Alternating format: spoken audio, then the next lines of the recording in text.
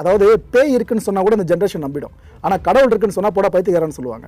அப்படி இருக்கிறப்ப ஒரு பர்சன் கடவுளை பார்த்திருக்குன்னு சொல்றாருன்னா இது இந்த தலைமுறை தப்பா எடுத்துப்பாங்கன்னு தெரிஞ்சா நீங்க ஓப்பனா கிளைம் பண்றீங்களா? இந்த தைரியம் உங்களுக்கு எப்படி வருது ஃபர்ஸ்ட்? இல்லை, அதாவது கடவுள் இருக்கிறான்னு சொல்கிறோம். கடவுள் இருக்கிறாருன்னா எங்கே போய் காட்டுறதுன்னா யாராலையும் காட்ட முடியாது. இப்போ நம்ம ஒரு சின்ன வார்த்தையை கூட ஒரு உதாரணமாக சொல்லிக்கலாம். கடவுளை பார்க்கணும் அப்படின்னு நம்ம நினைக்கும் போது ஒரு உணர்வுத்தன்மை மூலம் தான் கடவுளை பார்க்க முடியும். அப்போ உணர்வுனா என்ன? நம்முடைய ஒரு உணர்ச்சிகள். அப்போ உணர்ச்சிங்கிற ஒரு சக்தி இருக்கிறனால தான் ஒரு பசுமாடு கன்று போடுது. கன்று போட்ட உடனே அந்த பசுமாடு வந்து என்ன பண்ணுது, அந்த குட்டியை வந்து நக்கிட்டே இருக்கும். அப்போ நக்கிட்டு இருக்கும்போது அந்த குட்டி என்ன பண்ணும், நம்ம பால் குடிக்கணுங்கிற அந்த ஒரு உணர்வு ஏற்படும். உடனே அந்த பசுமாடு எனக்கு பின்னால் தான் இருக்குது, நீ போய் குடி அப்படின்னு சொல்லி அதை ஒரு உணர்வில் அப்படியே ஒரு பாசத்தில் பார்க்கும்.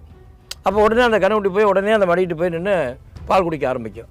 அப்போ இதெல்லாம் வந்து யார் நம்ம சொல்லி கொடுத்தோம் அந்த செஞ்சது கிடையவே கிடையாது. ஒரு உணர்வுத்தன்மையில் அதை போய் இது பண்ணு. அது மாதிரி